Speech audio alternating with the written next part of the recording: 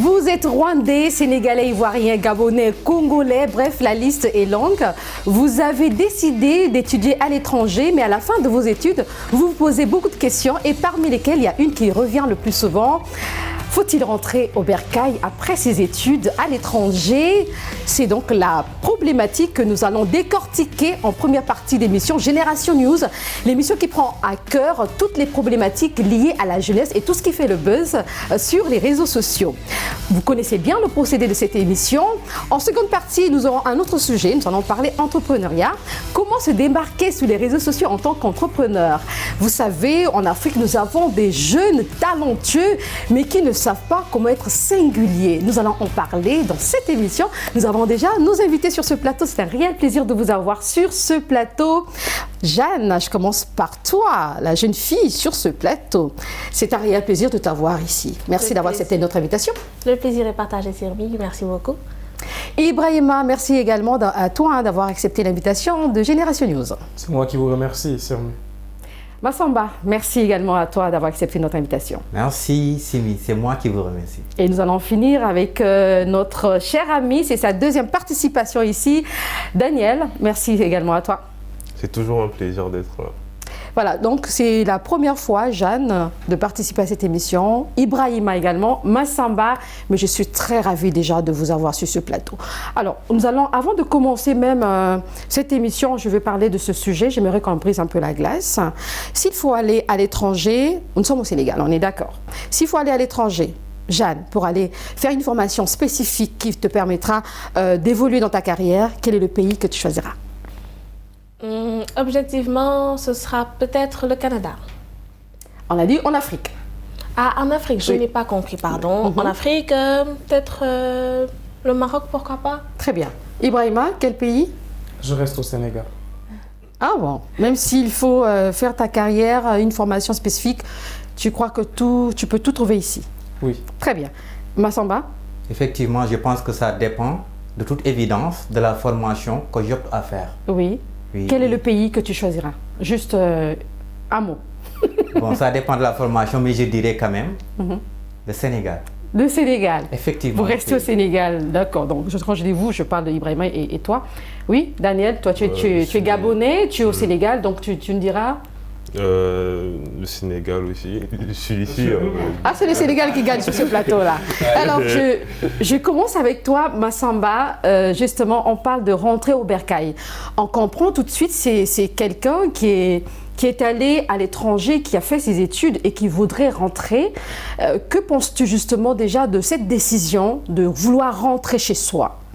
Effectivement, je pense que je suis un tout petit peu dans l'obligation de préciser que c'est une question très relative. C'est une question de choix. Ce faisant, par crainte de prendre une position hâtive, dénuée de toute objectivité, je suis dans l'obligation de nuancer ma réponse. Je dirais il faut revenir au bercail si les conditions sont réunies. Et cela dépend aussi du système de valeurs de la personne en question, ses aspirations personnelles. Autrement, je dirais aussi que c'est compréhensible de rester. Parce que si les aspirations de la personne sont systématiquement matérielles, c'est une question économique, et il a un salaire plus gros à l'étranger, c'est compréhensible qu'il choisit de rester là-bas. D'accord. Daniel, est-ce que tu partages ton avis ou bien tu as ton opinion? Pèse le pour et le contre avant de rentrer dans ton pays. Généralement, les jeunes étudiants d'étrangers qui sont au Sénégal, ils rentrent parce que leur famille leur manque. C'est tout à fait compréhensible, mais je pense qu'il faudra peser le pour et le contre. Parce que quand tu rentres, c'est pour apporter quelque chose, c'est pas juste pour voir la famille. Quand je dis ça comme ça peut être un peu froid, mais en vrai, je pense que, de mon opinion en tout cas, si je dois rentrer chez moi, j'aimerais apporter quelque chose, que ce soit pour mon pays, que ce soit pour ma famille. Si je rentre, c'est pas juste pour avec les diplômes et tout. D'accord. Et ce qu'il dit est très important. Hein. Il y a certaines personnes rentrent parce que bon, la famille a peut-être demandé ou bien la famille leur manque. Et en ce moment-là, on prend la décision de rentrer au bercail. Il n'y a pas que cette décision-là. Et ça peut être également pour des raisons professionnelles. On ne s'y retrouve pas. On se dit qu'on va rentrer au bercail. Jeanne, Qu'en penses-tu?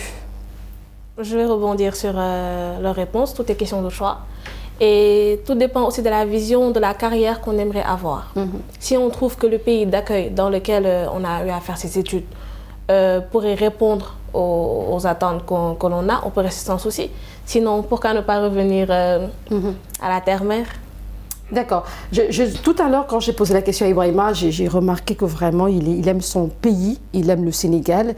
Pas question d'aller ailleurs. Il reste au Sénégal, il étudie ici. Je ne sais pas si la thématique va lui parler, parce que rentrer au Bercail, c'est quelqu'un qui est allé à l'étranger. On est d'accord. Mais lui, il reste au Sénégal. Est-ce que pour toi, ceux qui décident de rentrer, ils posent un acte patriotique? Oui, cela peut être considéré comme un acte patriotique, comme vous le disiez. Cela peut être aussi considéré comme un choix par rapport à une vie personnelle. Je pense que tout dépend aujourd'hui de ce choix-là qu'il faut prendre comme élément clé de cet acte-là, de revenir ou de rester. En réalité, vous savez, c'est parfois peut-être une question d'éducation. Moi, je peux être dans la même famille que ma petite sœur. Moi, je conçois toute ma carrière, tout mon cursus professionnel, académique au Sénégal. Et elle, qui est ma petite sœur de sang, c'est la réalité. Ce que je vous donne comme exemple là, c'est une question de réalité. Ne voit pas peut-être la suite de son cursus académique au Sénégal. Alors que nous avons pris une éducation de la même famille, même père, même mère, avec la même éducation, la même école qu'on a faite ensemble durant presque maintenant 20 ans. Donc cela veut dire que c'est d'abord une question, autant pour moi, de choix, en réalité. Mais je suis d'accord avec vous sur le fait que vous disiez qu'effectivement, dans un cas où la personne manifeste un désir de retourner au pays pour travailler pour ce pays-là, ah oui, ça c'est un acte patriotique. Et moi, en tout cas, il était important pour moi de pouvoir rester au pays, pour me dire que tout ce que je ferai au Sénégal, ce sera pour le Sénégal. Tout ce que j'apprendrai au Sénégal, ce sera pour servir mon Sénégal. D'accord. Je rappelle que tu es président du CADE. Oui. Tu es également entrepreneur. Tu peux nous rappeler CADE, ça veut dire quoi exactement? Le CADE, c'est une organisation, le sigle signifie Cadre d'accompagnement et d'expression pour la transmission du savoir. Donc c'est une organisation qui est aujourd'hui présente dans 8 régions au Sénégal, mais aussi présente dans la diaspora, à Casablanca, et une antenne grandissante que nous avons au niveau de Paris. Alors, pourquoi le cadet déjà? Lorsqu'on parle d'un cadet, c'est le plus jeune de la famille. Oui. C'est un sigle qui parle naturellement. C'est un sigle qui parle pour dire que c'est le dernier rempart. Il fallait donc qu'une organisation partie de différents constats liés à cette jeunesse sénégalaise-là puisse s'organiser dans un cadre qui pourra répondre sur chaque pilier de son action à un mal de la jeunesse sénégalaise, africaine en quelque sorte. Et donc vous allez nous parler tout à l'heure de ce que vous faites pour encourager les jeunes qui sont à l'étranger de rentrer au Sénégal. Massamba, tu es formateur, coach et formateur en développement personnel. Pour quelqu'un qui est à l'étranger, qui a fini ses études mais qui n'a pas de moyens, mais qui se dit, est-ce que je dois rentrer au Bercail? Parce que la famille a espoir, la famille voudrait bien que je rentre, mais je n'ai pas assez de moyens. Qu'est-ce que tu peux dire à cette personne, toi, qui s'y connaît justement en développement personnel? Effectivement, vous savez, dans la vie, personne n'a aucune légitimité de ce qui relève de la conscience individuelle. C'est pour ces raisons-là, je disais tout à l'heure, tout dépendra des aspirations personnelles, du système de valeurs. Qu'est-ce qui est vraiment important pour la personne en question? Je donne un exemple. Par exemple, si moi, l'argent est la seule valeur qui compte, la seule référence qui vaille, rien ne compte plus que ça, ni la naissance, ni la famille. Et j'ai un salaire de 5 millions à l'étranger. Est-ce que je vais laisser les 5 millions venir ici pour un misérable salaire, je dirais, de 1 million? C'est juste un exemple. Oui. De toute évidence, je vais rester. Mais si c'est les liens familiaux, les liens sociaux qui sont plus importants pour moi, je pourrais sacrifier. Ça veut dire qu'il faut comprendre ces personnes-là, les accompagner par rapport à leur mobile. Merci, c'est ça. D'accord. Tout dépendra du système de valeurs qui est, comme Ibrahima l'a dit tout à l'heure, qui est différent en fonction des personnes. Mais oui, mais quelque part aussi, le pays a besoin de ces cerveaux-là, comme on parle de fuite de cerveau. Daniel, tu es Gabonais, tu es au Sénégal. Certainement, le Gabon a besoin de toi. À la fin de tes études, je sais que tu aimes le Sénégal et moi également, j'aime le Sénégal. Mais je veux dire, après tes études, est-ce que tu penses rentrer tout de suite ou bien tu resteras au Sénégal? Je ne compte pas rentrer tout de suite parce que j'essaie de rentrer dans le monde de l'entrepreneuriat aussi au Sénégal.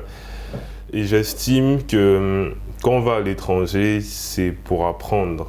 Et parfois, à l'étranger, il y a des choses qu'il n'y a pas chez nous. Et si tu rentres directement après et que, enfin, on ne va pas, je ne conçois pas qu'on parte à l'étranger juste pour avoir un diplôme et... De l'expérience, peut-être travailler dans une entreprise, oui, 2 ans, 5 ans. Tu dois découvrir des gens, tu dois découvrir la culture, tu dois découvrir comment les acteurs économiques, en tout cas dans ce que tu apprends. Et tu dois aussi avoir de l'expérience et comme ça quand tu rentres, tu peux créer des choses chez toi qu'il n'y avait pas à la base. Et parce que tu as pu apprendre ça ailleurs. Donc moi je pense que, pour moi personnellement, je ne veux pas rentrer maintenant, peut-être 5 ans. D'accord, je respecte ton avis. Je ne sais pas si tu es boursier. En tout cas pour les étudiants boursiers, je lisais un article au Togo. Les étudiants boursiers, ils signent un engagement. C'est l'État qui a pris cette décision-là. Vous signez un engagement. Après vos études, vous devez rentrer. Alors, Jeanne, comment tu trouves justement cette décision? Ce n'est pas pour juger les autorités togolaises, mais c'est par rapport à cet acte-là. Pour ma part, je loue cet acte-là. Vous êtes un étudiant boursier, vous allez, et c'est mieux pour vous, c'est de rentrer. Mieux aussi pour le pays de rentrer, parce que le pays a besoin justement de ses cerveaux. Alors, Jeanne, qu'en penses-tu? Alors, je dirais que je suis d'accord, parce que le pays a pris ses moyens et a mobilisé des jeunes, les a pris en charge pour qu'ils ils étaient à la recherche de savoir.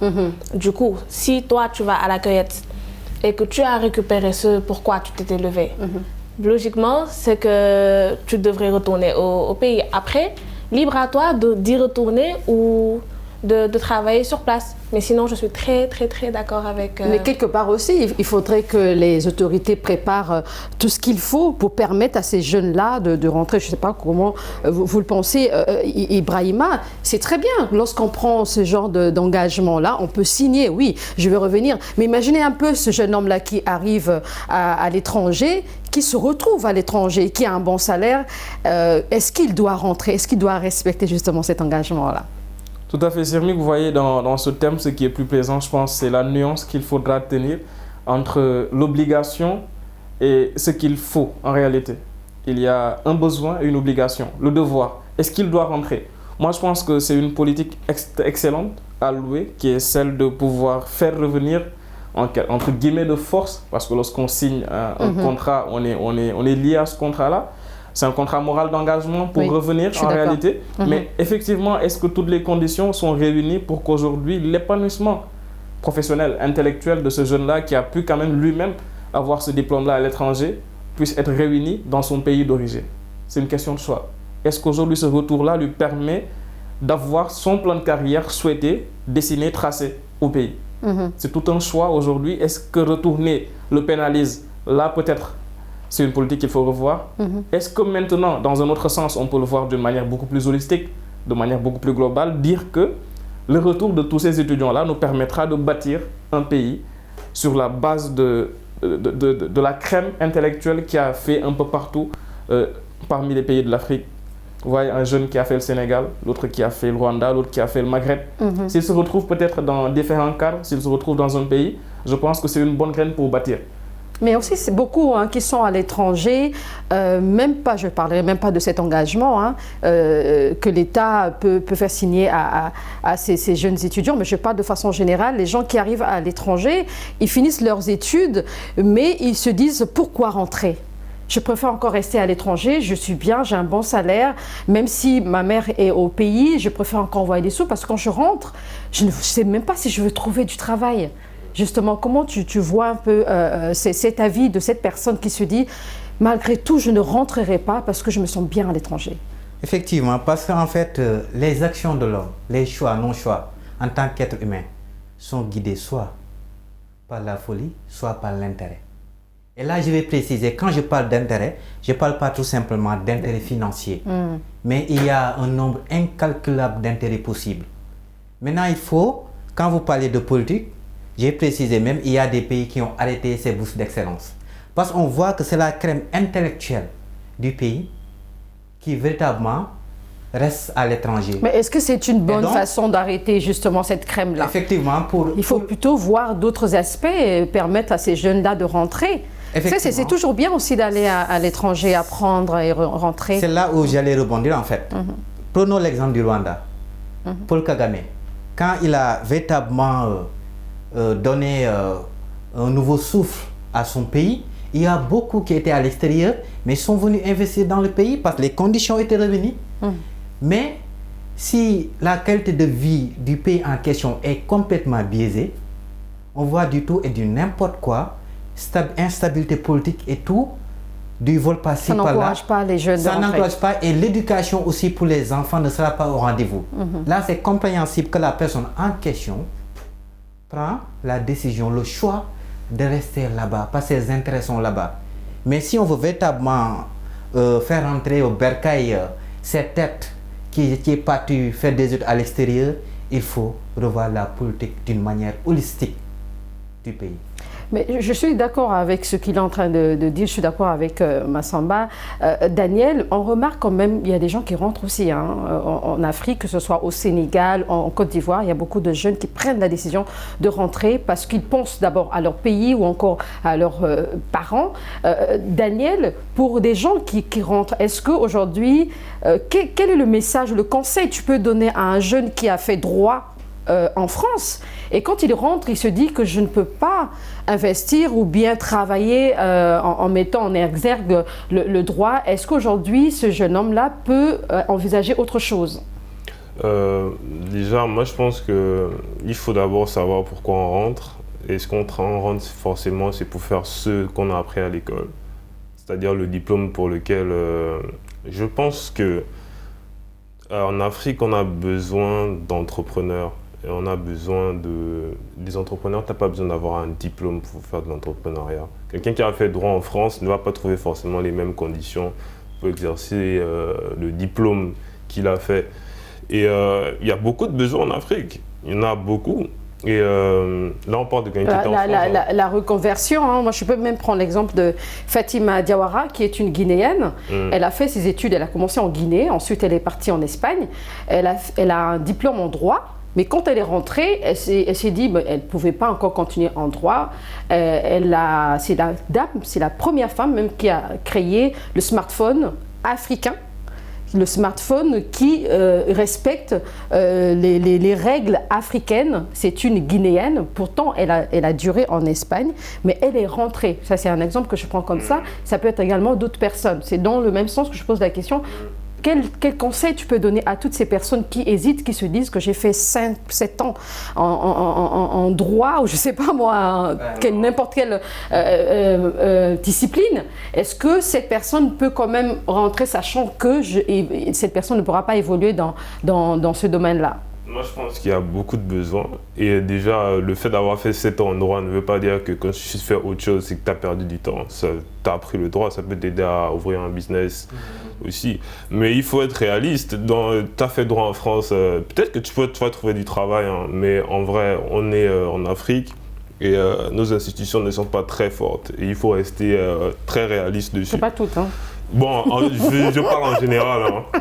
Nos institutions ne sont pas très fortes et qu'il faut être un peu réaliste dans le sens où je me dis il y a plein de besoins en Afrique. Par exemple, tu es en France, il y a plein de choses en France qu'il n'y a pas en Afrique. Et il y a plein de choses que tu peux faire avec même si tu as fait du droit, il y a plein de choses que tu peux faire. Je ne veux pas rentrer forcément dans les détails, je suis jamais allé en France. Mais il y a aussi la question de financement. C'est vrai qu'on va aborder le sujet en deuxième partie, on parlera d'entrepreneuriat. Mais je veux parler du financement. Les jeunes qui sont à l'étranger, beaucoup sont quand même aisés, on va dire. Mais quand ils rentrent, ils ont des projets et ils se disent est-ce que l'État pourrait financer mon projet. Jeanne, est-ce que cet aspect-là fait partie des choses qui découragent nos frères, nos sœurs qui sont à l'étranger, qui ne veulent pas rentrer? Il faut avouer que la recherche de l'emploi est un des freins premiers qui pousse la plupart des étudiants à rester sur place. Et comme vous l'avez dit, l'État ne finance pas les projets de gauche à droite. Donc il faudrait un projet bien solide pour qu'on puisse le prendre en charge. Mais comme Comme je dis, il n'est pas évident pour un étudiant de revenir et avec la conviction que son projet qu'il a eu à l'étranger pourrait être financé ici sur place. Ibrahima, dans votre organisation CADE, quels sont les conseils que vous donnez aux jeunes qui sont au Maroc, des Sénégalais qui sont au Maroc, je vais citer comme ça, hein, peut-être en Afrique du Sud, qui veulent bien rentrer mais qui hésitent? En fait, je pense que vous êtes même entré dans le vif de ce sujet-là par rapport au CADE. Lorsqu'on parle de l'antenne que nous avons au Maroc, nous y prévoyons un déplacement pour le mois de décembre. Alors, je vous dis, le coordinateur de l'antenne à Casablanca, on était au téléphone il y a 2 jours de cela, il me disait, si vous venez au Maroc au mois de décembre, lorsqu'on devra tenir des conférences, président, s'il vous plaît, faites en sorte que nous ayons les organes de financement au Sénégal, parce que cela va attirer tous les jeunes, même s'ils ne sont pas à Casa, ils vont faire le voyage pour venir à Casa et assister à cette conférence-là qui va regrouper les organes. Lorsqu'on parle du Sénégal, c'est l'ADER, c'est le FONGIP, c'est un fonds de garantie, l'ADER, c'est la délégation d'entrepreneuriat rapide. Donc cela veut dire qu'ils ont envie de revenir. Mais effectivement, il y a ce problème-là lié à l'incertitude déjà du soutien à leurs différents projets d'assises, d'insertion à leurs projets entrepreneuriaux. On sait qu'au niveau emploi, j'ai partagé cet avis de Daniela lorsqu'il disait que l'Afrique a besoin d'entrepreneurs parce que juste au Sénégal, si on prend l'exemple de ce qu'il y a entre le nombre de diplômés et le nombre d'emplois par année qui sont disponibles, il y a une totale disproportionnalité. Donc ce ne sont pas ceux qui sont à l'extérieur aujourd'hui qui vont venir encore un peu plus bomber ce chiffre-là, qui vont espérer effectivement avoir une insertion rapide et facile au Sénégal. Très bien. Je sais que vous êtes très patriotique, je ne suis pas contre, mais je veux dire aussi, rentrer au bercail, ça ne veut pas seulement dire rentrer au Sénégal pour un Sénégalais aussi, je veux dire pour un Africain. Quand il est à l'étranger, rentrer au bercail, c'est aussi venir rentrer en Afrique. Donc, un Africain qui est, je veux dire, je prends l'exemple de mon cher ami gabonais, qui se dit qu'il va rester au Sénégal, quelque part, c'est l'Afrique qui gagne, Ibrahima. Je suis patriotique, mais je suis un partisan, passionné même de la construction des liens entre les pays africains. Je suis un partisan de la synergie en réalité. Très bien. Et pour moi, la synergie elle est d'abord africaine. Donc, si un Gabonais, je lui disais tantôt avant même l'émission que je sais reconnaître maintenant nos frères gabonais, maliens, ivoiriens, même sans qu'ils nous disent leur nationalité, parce que juste en leur parlant, je les ai côtoyés. On a une formation, c'est le moment de pouvoir remercier ma camarade de promotion avec qui nous avons partagé 3 années dans une école, dans une université de la place ici à Dakar. On a aussi partagé cette université-là avec beaucoup d'étudiants étrangers donc, au Sénégal, qui nous ont permis de pouvoir comprendre l'importance de nouer ces liens-là entre nous, Africains. D'accord. Donc, Massamba, tu ne vois pas d'inconvénient, un Africain, un Ivoirien qui a fait ses études aux États-Unis, qui décide d'investir au Sénégal, par exemple? Effectivement, je pense qu'il n'y a pas d'inconvénient sur ça, en réalité. Mais ce qui m'a vraiment touché, ce que j'aimerais véritablement partager, c'est-à-dire, Simi, en Afrique là, ce qu'on fait, les politiques, c'est de l'amateurisme. On ne peut pas agir à un niveau primaire, réfléchir à un niveau embryonnaire et s'attendre à des retombées légendaires. D'accord. La vie, c'est du sérieux. Le développement, c'est du sérieux. Mais quand même, si toutes ces conditions ne sont pas réunies, dans ce monde aujourd'hui gouverné par le cynique capitalisme, mais de toute évidence, ça sera très difficile par rapport à la question que vous avez posée, un Ivoirien, Gabonais, tout ce que vous voulez, venir au Sénégal. Non, mais vous ne trouvez pas d'inconvénient. Un Ivoirien qui décide, il peut se dire que moi, je ferai ma vie au Sénégal. Par exemple, je suis rwandaise, je me vois me marier, par exemple, en Afrique du Sud, avec un Ivoirien qui est en Afrique du Sud. Tu ne vois pas d'inconvénient. C'est ce qui fait le charme de la vie, déjà. Oui. Parce qu'on est des humains, partagés, il n'y a pas de frontières. Tout ça qu'on parle de Gabon, tout ça, c'est les Blancs qui ont créé ça. Mais il n'y a pas de frontières en fait. Donc je pense que ça, véritablement, c'est une bonne idéologie. De pouvoir partir en Côte d'Ivoire, dans d'autres pays, marier et faire là-bas votre vie. Je pense que ça, c'est une très bonne idée quand même. Mais donc, au tout début, Daniel, pour les parents qui se mobilisent, qui n'ont pas peut-être assez de moyens, qui se disent que mon fils ou bien ma fille doit aller à l'étranger. Et ce dernier arrive à l'étranger, mais n'arrive pas aussi à étudier. Il fait autre chose. Quel est le conseil que tu peux donner à ce dernier ? Bon, après, si ce qu'il décide de faire est positif, dans le sens où peut-être que ça va marcher dans le long terme, moi je lui conseillerais de continuer, de croire en lui. Parce que, en vrai, nos parents, ils ont une certaine vision de la vie. Je ne dis pas que c'est mauvais, je dis juste qu'en fonction de ce qu'ils ont vécu, eux, à leur époque, les choses ont changé. Et peut-être quand on va faire un type d'études, bon, moi je lui conseillerais de continuer de faire ce que les parents lui ont dit de faire, Oui. mais de faire ce qu'il aime aussi à côté, en fait. Ce qu'il fait à côté, tu veux parler de l'entrepreneuriat par exemple. Oui, entrepreneuriat, que ce soit un artiste, que ce soit un peintre, peu Très importe bien. ce qu'il aime, sa Comme tu passion. parles de l'entrepreneuriat, il faut savoir se démarquer. On est d'accord. Ça sera le deuxième sujet de notre émission. On se retrouve tout à l'heure.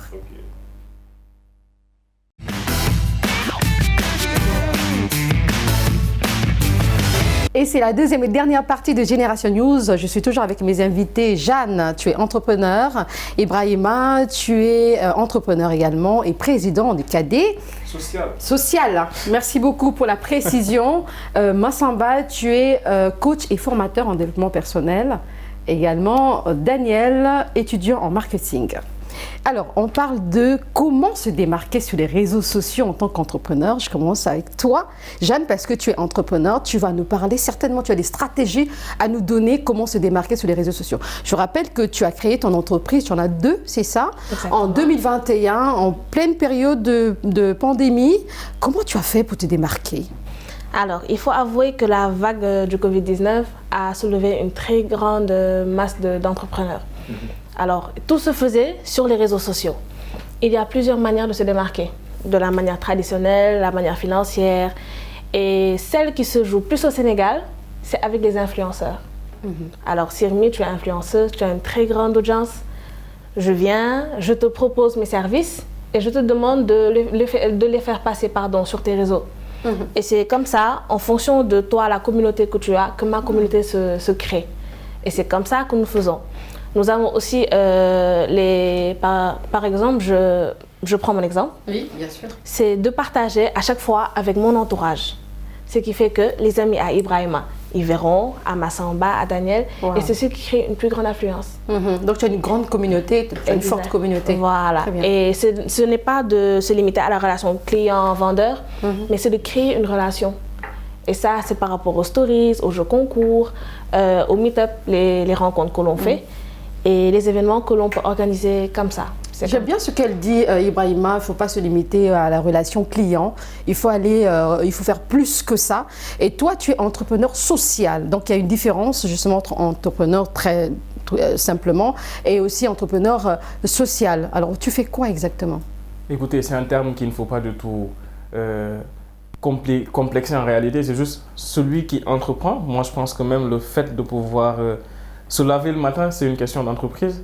Daniel peut se laver de la tête aux pieds, Massamba des pieds jusqu'à la tête. Donc, c'est entreprendre pour quelque chose qui est bien donné. C'est le social. Lorsque je parle du social, c'est pour la société. Ce n'est pas tout simplement pour faire de l'humanitaire. D'accord. Aujourd'hui, en tant que président d'une organisation, dans cette organisation-là, je ne suis pas payé. C'est un engagement qui est bénévole. Mais j'entreprends au quotidien à travers les techniques de communication, les techniques de marketing, les techniques même de proposition de ce que nous faisons comme activité pour des partenaires, par exemple, qui peuvent soutenir ces actions-là. D'accord. Vous n'êtes pas payé. Alors, ce que je veux savoir, est-ce que tu y gagnes quand même en termes financiers? Tu y gagnes ou pas? Dans le cadet? Dans le cadet, oui. Du tout. Non. Il n'y a pas de revenu financier qui est destiné aujourd'hui au président. C'est un mandat, c'est une question aujourd'hui de devoir de pouvoir tenir ce cadre-là pendant une année, atteindre les objectifs tout en suivant les missions et la vision. Mais à côté, vous avez vos activités ou pas? Tout à fait. Entrepreneuriales, les activités. Aujourd'hui, je peux parler par exemple, j'ai pu lier ma formation qui est celle d'un diplômé en sciences politiques et relations internationales en entrepreneuriat qui sera un entrepreneuriat, on va dire, familier. Je saurai comment m'adapter aujourd'hui à proposer des services aux collectivités locales, c'est-à-dire les mairies et les communes qui développent des projets. C'est des choses que nous avons appris au niveau de cette formation-là en sciences politiques, surtout en sociologie politique, qui me permettent aujourd'hui de mettre en place un cabinet qui s'appelle Teranga Synergie Conseil. D'accord. Donc ça, c'est mon entrepreneuriat. Très bien. Massamba, tout à l'heure, Jeanne parlait de relations clients. J'ai bien aimé ce qu'elle a dit. J'aimerais bien que tu puisses réagir par rapport à cela. Aujourd'hui, on voit beaucoup d'entrepreneurs sur les réseaux sociaux, mais peu savent se démarquer. Et elle a parlé de quelques stratégies qui sont encourageantes. Elle est passée par des influenceurs. Peut-être que tout le monde n'a pas fait comme elle. Est-ce que pour toi aussi, il y a peut-être tu connais d'autres stratégies aujourd'hui qui peuvent permettre à nos jeunes entrepreneurs africains de se démarquer sur les réseaux sociaux? Effectivement, je pense qu'il y a beaucoup de stratégies. Mais il y a des conditions obligatoires pour se démarquer. D'abord, il faut connaître ton public. C'est quelle niche? Qu'est-ce que tu cherches? Quelle est la valeur? Quelle est ce qu'attend le public en question. Et à partir de cela, tu vas aller t'inspirer des gens, des autres entrepreneurs bien évidemment, qui ont déjà démarqué, qui ont déjà eu à faire des réalisations et inspirer d'eux. Parce qu'il faut savoir, on n'invente jamais la roue. On s'adapte en amenant nos touches personnelles. Donc déjà, connaître votre public est une condition sine qua non. Après, il faut aussi amener ta touche personnelle, amener de la valeur. Mais c'est quoi justement amener de la valeur? Est-ce que c'est quelque part aussi sa personnalité? Je faisais des recherches, quelqu'un disait qu'il faudrait penser à son logo, les couleurs. Il faudrait aussi qu'il y ait une cohérence entre les écrits, ce que vous faites, des images, des affiches. Si par exemple votre logo est de couleur bleue, lorsque vous faites vos affiches, il faudrait respecter ces couleurs. Effectivement. C'est cela? Parce que raison pour laquelle je parle de touche personnelle. Rester dans l'authenticité, en s'inspirant des autres. Parce qu'en fait, il faut savoir, nous vivons aujourd'hui dans une société de l'emballage qui méprise le contenu. Ce qui est plus important, ce n'est pas les idées que tu développes. C'est important, mais ce qui l'accompagne. La forme est plus importante que le fond pour convaincre les gens. L'image, le montage, la manière de parler, le fling et tout ça, ça capte l'attention en parlant du domaine digital, des réseaux sociaux. Quand on sort dans ce cadre, comme là, c'est les idées qui vont captiver. D'accord, la forme est plus importante. Est-ce que tu es d'accord avec lui? Tu es étudiant en marketing, ça veut dire que tu maîtrises bien ce qu'on est en train de dire. Quelques conseils dans ce sens-là aussi pour permettre à nos jeunes entrepreneurs pour qu'ils sachent comment se démarquer sur les réseaux sociaux. Je suis un peu d'accord avec lui. Après, je m'y connais un peu en marketing. C'est pas que tu es un spécialiste, voilà. Ça je comprends.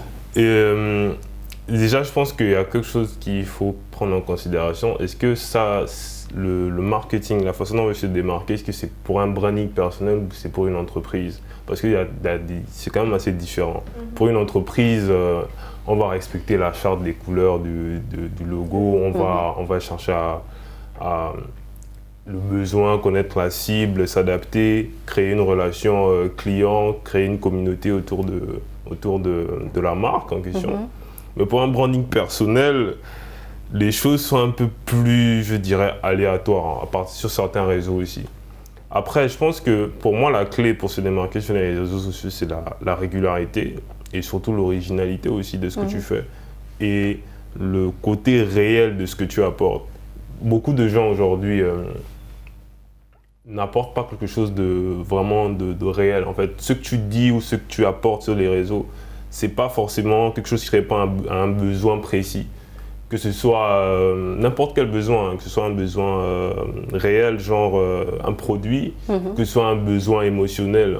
Donc, pour la clé pour se démarquer sur les réseaux sociaux, pour moi, je dirais qu'il faut, que ce soit un branding personnel ou pour une marque, ce serait de savoir ce que tu apportes. C'est quoi que tu apportes sur les réseaux en fait?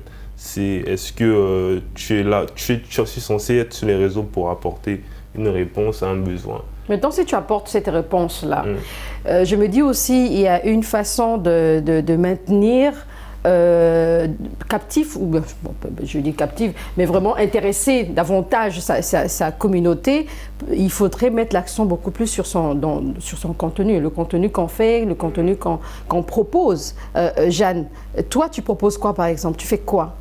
Alors déjà, il faudrait penser à maintenir son algorithme en vie. C'est-à-dire de rester constamment sur les réseaux, de poster tout le temps. Et moi, ma manière, par exemple, en dehors de poster les produits que je propose, c'est de parler de certains sujets de la vie. Par exemple, chaque lundi matin, on propose une thématique que l'on partage en stories, parce que stories, sur Facebook, Instagram, et voilà, stories. Et puis, au lieu de se limiter à la vente, tout simplement, tu crées une certaine relation avec le client. D'accord. Qui se dit que chaque lundi, on a une thématique. Par exemple, on a un coach en face de nous. Chaque lundi, on a une thématique qui parle souvent de la vie. Par exemple, nul ne peut passer le chemin de la nuit sans passer par l'aube. Là, il y en a certains qui comprendront automatiquement. Lui, par exemple, si je demandais à coach Massamba, il allait venir trouver un truc. D'accord. Mais c'est ça. Et là, il y a des commentaires. Énormément. Énormément. Alors, c'est de gérer l'interaction avec les clients. Voilà. Et Ibrahima, on reste sur l'aspect, tout à l'heure, tu disais que tu es entrepreneur social. Ça me rappelle Chon Nyan. Je crois que lui également, il est entrepreneur social. Et c'est quelqu'un qui est rentré au Sénégal, je pense, en 2014. Aujourd'hui, il a lancé un projet qui permet aux jeunes Africains de développer leur propre projet. C'est déjà quelque chose d'important, c'est excellent. Est-ce que c'est dans la même optique que vous également? Vous savez, aujourd'hui, si on est animé par une bonne foi, il faut d'abord reconnaître ce travail-là excellent qu'a fait Chon Nyan. Je pense aujourd'hui qu'il a pu vendre un rêve, on peut dire africain, non pas que sénégalais. Parce qu'il a lancé un projet depuis 2014 que nous avons suivi, étant, je pense même au lycée, au collège. Et jusqu'aujourd'hui, pouvoir nous mettre à cette échelle-là de, entre guillemets, si ça peut intéresser, on est en train de voir comment travailler déjà même ensemble en synergie. Mais l'aspect le plus important, si on revient même à ce thème-là de comment se démarquer sur les réseaux sociaux, par rapport au travail de Chon Nyan et de Give One Project, ainsi que même que son branding personnel, c'était important cet aspect-là signalé par Daniel. Je pense qu'il a pu d'abord bien envelopper ce projet-là du revenir au Sénégal à travers une bonne communication sur les réseaux sociaux. C'est-à-dire qu'il a pu vendre cette image-là, non plus de l'agriculteur qui est celui qui est le laboureur, qui est celui qui est en quelque sorte au plus bas de l'échelle, mais l'agriculteur qui est comme celui qui revient comme un héros pour... bien sûr, il est un modèle, il est devenu un modèle. Et aujourd'hui, il a pu être un modèle à travers aussi cette capacité qu'il a sur les réseaux sociaux, je pense bien, qu'on doit louer lorsqu'on est un bon communicant. Il communique sans parler. Je parle sous votre contrôle, coach. Il y a la communication verbale, celle paraverbale et non verbale. Il respecte tous ces aspects-là aujourd'hui qui permettent déjà aux jeunes de se dire qu'il m'inspire, mais surtout que j'ai envie de découvrir ce qu'il fait. Et je pense, moi, pour en ajouter quelque chose à ce que disait Daniel concernant la communication, il faut savoir ce qu'on apporte, ce qu'on veut, mais aussi ce qu'on se fixe comme objectif. Pour moi, quel que soit le domaine dans la vie, il faut qu'il y ait un objectif. Avoir un objectif, savoir ce que l'on doit donner comme information, quels sont ses produits.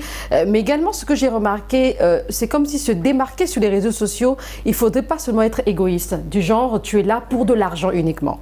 Mais quand vous faites des choses pour intéresser la communauté, comme elle a dit tout à l'heure, tous les lundis, il y a une thématique. Les gens apprennent de par votre thématique, les gens peuvent se donner leur opinion et on se dit qu'elle n'est pas là seulement pour se faire de l'argent. Il y a un côté un peu social, si je peux m'exprimer ainsi. Alors, Massamba, justement, dans ce sens-là, aujourd'hui, quel est le message qu'on peut donner à ces jeunes entrepreneurs qui se disent que je vais faire comme Jeanne, mais qui ne sait pas, qui ne connaît même pas ces stratégies-là? Effectivement. D'ailleurs, ta question va me permettre de mieux argumenter encore, préciser mon idée que j'ai eu à énumérer tout à l'heure. Quand on parle de réseaux sociaux, je ne suis pas tout à fait d'accord avec mon frère, même si c'est votre domaine. Savoir ce que tu apportes ne suffit pas. Il faut savoir l'attente. Parce que ce que tu apportes, ça part de toi. Mais il ne s'agit pas de toi. Comme l'égoïsme dont tu as parlé tout à l'heure, Simi. Donc, il faut savoir l'attente, le public, la niche dans laquelle tu es, l'attente de ton public.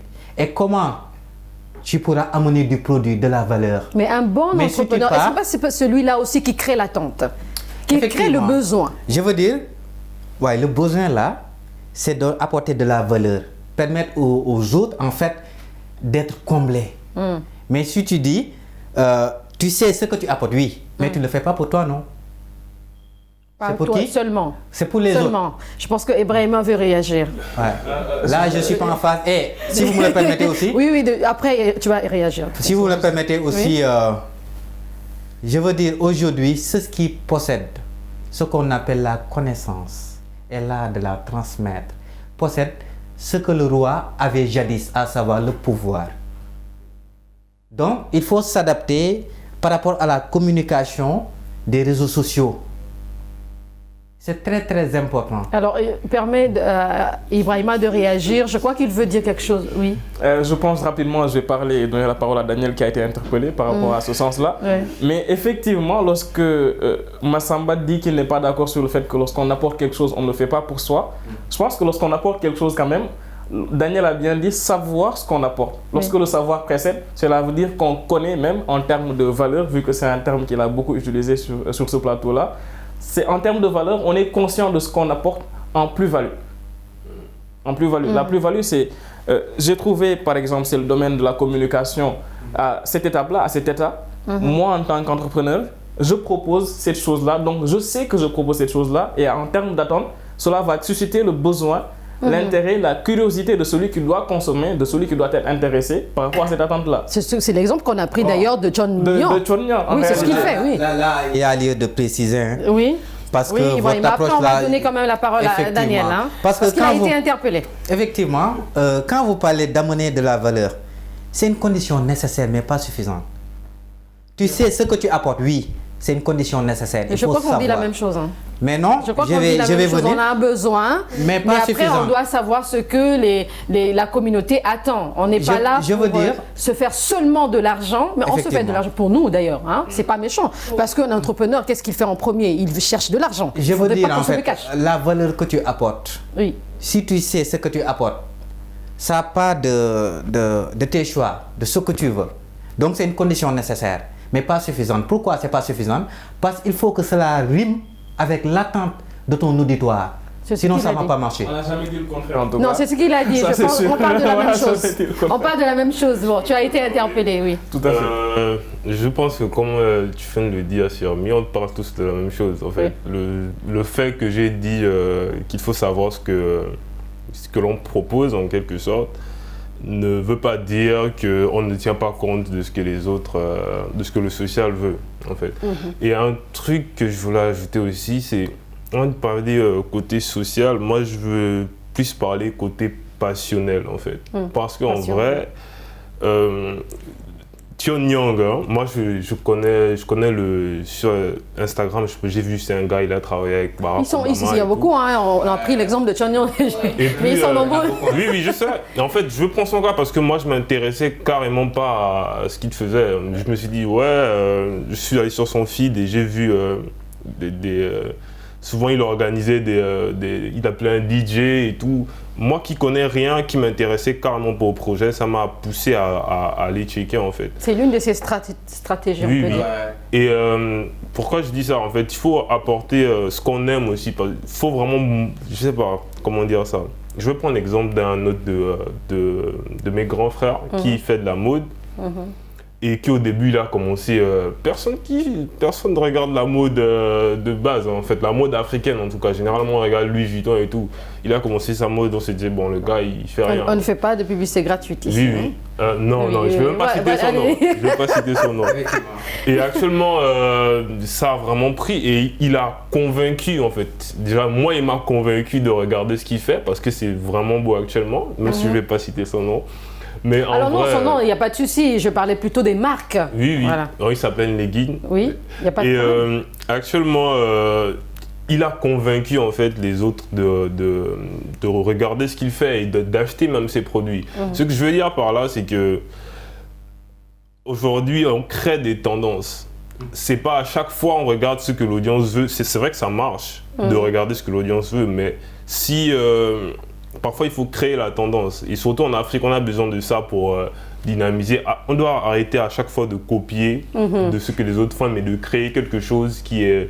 Il n'y a pas de Steve Jobs en Afrique. Après, je ne connais pas. Hein. Peut-être qu'il y en a. Mais je suis tout à fait d'accord avec lui.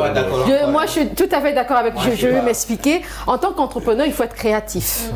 Et lorsque tu emmènes ta création sur les réseaux sociaux, on doit savoir que tu es singulier, tu es différent. Mais qu'est-ce qui te rend singulier? Différent. Qu'est-ce qui te rend différent? C'est ta création. En ce moment-là, je rejoins en tout cas Daniel sur ce qu'il est en train de dire.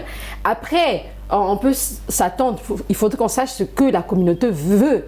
Mais à la fin, c'est toi qui crées ce besoin-là. Par rapport à ce que tu veux, tu emmènes sur les réseaux sociaux. Alors Jeanne, je pense qu'elle est mieux placée que nous parce qu'elle est entrepreneur. C'est un bel exemple. Elle est là, tu fais les sacs, c'est ça? Tu crées des sacs et quoi d'autre? Des chaussures et tout est fait localement. D'accord. Est-ce que ce sont tes internautes, tes clients qui t'en disent nous on a besoin des sacs ou des chaussures? L'idée est venue de toi. Effectivement. Voilà. Donne-nous un peu de technique encore par rapport à cela pour persuader Massamba. L'argument soit solide. Hein, alors, je suis du genre, je n'aime pas aller dans un endroit et ressembler aux autres. Oui. Alors, quand je rentre dans une pièce que je me démarque avec mon sac ou ma paire de chaussures, là, on se demande, cette paire, elle vient d'où? C'est comme il y a des montres ou des sacs, quand tu rentres quelque part, automatiquement, on sait que tel sac ou telle montre vient de telle entreprise. Voilà pourquoi. Et moi, bien avant d'entreprendre, ça faisait 5 ans avant 2021 que je m'habillais toute seule. Je créais mes propres vêtements ou les sacs et les chaussures. Alors, quand j'ai vu que ça marchait bien pour moi, parce que je recevais beaucoup de compliments, je me suis dit, pourquoi ne pas en faire bénéficier les autres? Et en entreprenant, je présente ce que j'aime. Je ne me limite pas à vendre tout simplement, mais c'est une chose que j'aime. Et en même temps, je fais gagner côté emploi parce que j'aide tous les jeunes artisans qui sont ici et je participe au développement de mon pays. Et voilà, c'est un bel exemple, Massamba. Pas 100% convaincu. Mais justement, se démarquer sur les réseaux sociaux, on peut être passionné, on a sa passion, mais on ne maîtrise pas tout ce qui est technologie. Oui. Qu'est-ce qu'il faut faire, Ibrahima? Est-ce qu'il faut employer les gens? Surtout qu'on sait que c'est très difficile l'entrepreneuriat. On vient de commencer. Est-ce qu'on va vraiment employer les gens? Et là, vous posez la question à la bonne personne. Je sais que je ne suis doué ni à la conception d'affiches, ni à la conception de vidéos. C'est des choses en quelque sorte que j'ai envie d'apprendre. En réalité, j'espère que le temps surtout me permettra de les apprendre. Mais je suis obligé, si aujourd'hui j'ai besoin de travailler sur mon branding personnel, il faudra avoir quelqu'un qui va être un community manager déjà, qui devra gérer les comptes. Avant le community manager, celui qui fait le community management, il a du contenu. Pour qu'il y ait du contenu, il faut qu'il y ait une réalisation d'abord. Ça part des photos, ça part de celui qui vous suit en réalité. Donc effectivement, il y a tout un process derrière qui vous permet de mettre des gens sur le coup, de mettre des gens sur le paquet. Par exemple, concernant le cadet, c'est des gens qui viennent, qui s'y engagent, mais dès qu'il y a une opportunité professionnelle, parce que des entreprises nous sollicitent pour des recrutements, là, on n'hésite pas à prendre ces profils-là qui sont venus donner de leur temps et de leur énergie pour la conception de contenu au cadet en termes de communication digitale, pour les proposer à ces entreprises-là. Justement, en dehors de la passion, il faut, si quelqu'un ne connaît pas tout ce qui est technologie, qu'est-ce qu'il faut faire? Est-ce qu'il faut employer, sachant que c'est compliqué pour un entrepreneur d'embaucher tout de suite? Il faut se former, peut-être? Il faut se former, mais aussi il faut s'entourer des gens qui pourront nous aider. Moi, je pense que ça, c'est la première solution et Jeanne ne me laissera pas dire le contraire. Si vous avez aujourd'hui dans votre entourage quelqu'un à qui vous pouvez faire croire ce que vous faites, ça peut être une Jeanne qui est douée en communication. Moi, je suis en train de faire mon branding personnel. C'est à moi aujourd'hui de la mettre dans mon projet pour lui faire comprendre qu'il faut qu'on puisse travailler ensemble. Parce que peut-être au début, ça c'est pour les jeunes entrepreneurs, on ne pourra pas régler toutes les factures qui sont liées à ces droits de communication, sachant maintenant que les communicants, oui, ce sont les beaucoup mieux payés de l'histoire. Maintenant, ils ont beaucoup de marchés. Donc, je pense qu'il faut d'abord pouvoir s'entourer de ces personnes-là qui pourront, au fur et à mesure aussi, pouvoir vous permettre d'investir sur vous-même. Quand je dis d'investir sur vous-même, c'est surtout la formation. Savoir que c'est un besoin. Et à un moment, il faudra que je puisse faire ça par moi-même. D'accord. Et parler tout à l'heure des community managers, est-ce que justement, il faut aller dans ce sens-là, prendre un community manager? Et expliquez-nous, qu'est-ce que ça veut dire justement? Qui est le community manager? Qui est chargé en gros de gérer les réseaux sociaux d'une personne, que ce soit une entreprise ou autre. Moi, déjà, en dehors de ce que je fais à l'école, j'ai beaucoup appris en dehors de l'école, surtout le domaine digital. Ce qu'on fait à l'école, c'est beaucoup plus marketing classique. Et moi, je suis un partisan d'apprendre, en tout cas, avoir le maximum de connaissances soi-même avant de faire quelque chose. D'accord. Du coup, moi, je conseillerais après, c'est un peu casser le fonds de commerce des autres, mais en vrai, tu peux apprendre à faire le truc que je pense qu'on a peur aussi de faire des erreurs ou bien de ne pas faire de la bonne manière. Alors qu'au fur et à mesure, la plupart des gens, quand on voit l'évolution sur ton feed, c'est même encore plus intéressant que lorsque ton feed est propre directement dès le départ. On se dit que ouais, lui, il travaille avec. Mais au fur et à mesure que la qualité de ce que tu fais, au fur et à mesure que tu crées ton contenu toi-même et que tu le pousses sur Instagram, tu acquiers aussi de l'expérience dans ce que tu fais, tu commences à comprendre mieux. Et donc tu rejoins Ibrahima qui disait se former. Justement, on a le smartphone. Avec le smartphone, justement, on a cette possibilité d'être très présent sur les réseaux sociaux. Tu as Internet, Massamba, tu as Internet. Avec ton smartphone, tu peux vendre au Sénégal, partout en Afrique et même dans le monde. Effectivement, mais bon, si vous me le permettez d'abord, je n'étais pas d'accord. Oui. Donc, j'aimerais amener d'abord mes précisions. Nous sommes arrivés presque à la fin de cette émission, oui. Ok, à la démarche rigoureuse, je trouve, avec une argumentation solide de Jeanne et mon frère. Je suis d'accord quand vous parlez de singularité, mais il me paraît plus que nécessaire d'amener de la précision là-dessus, en partant de l'aspect psychologique de l'être humain. Quand on parle de singularité, il faut comprendre une chose, aller à l'extrême de la singularité, ça sera du conservatisme. Le conservatisme n'est que de la stagnation. Quand vous conservez, vous n'avez pas l'esprit ouvert, vous stagnez, vous n'évoluez jamais. Donc, il faut, je préfère même le mot authenticité, amener de l'authenticité. D'accord, je pense que c'est ce que s'inspirer des autres. Jeanne est en train de faire et beaucoup d'entrepreneurs africains sont en train de faire actuellement. On peut les encourager dans ce sens-là d'être singulier et comment faire la différence. Il y a beaucoup de stratégies que tu as données. Ibrahima a parlé de la formation. Peut-être un mot de la fin, Ibrahima, avant qu'on puisse clore cette émission. Encourage-nous des jeunes Africains aujourd'hui qui ne savent pas faire la différence. Moi, je pense qui veulent bien se démarquer sur les réseaux sociaux. Il m'arrive tout le temps de dire aux entrepreneurs que j'en suis pas un. Mais je sais que pour être un bon entrepreneur, il faut s'armer de cette règle-là qu'on peut appeler la règle des 3 P. C'est la passion, la patience et la persévérance. Très bien, merci beaucoup. C'est fini justement, nous sommes arrivés à la fin de cette émission, je suis désolée. J'ai 10 secondes. Vous avez donné une formule de 3 P, j'ajoute la formule de 4D. Désir, détermination, discipline. Merci beaucoup. Ouais. Nous avons terminé. Désolé. Nous sommes arrivés à la fin de cette émission. C'était un réel plaisir de vous avoir sur ce plateau. Jeanne, merci. Je vous remercie, Sermi. Un très, très, très grand plaisir d'avoir partagé ce plateau avec mes confrères. Ibrahima, merci à toi. Merci à vous, Sermi. Daniel, merci. Et merci également à Massamba. Vous avez compris, Génération News, c'est comme ça. Rendez-vous chaque semaine. Surtout, ne changez pas de fréquence. On se retrouve très bientôt. Et prenez soin de vous.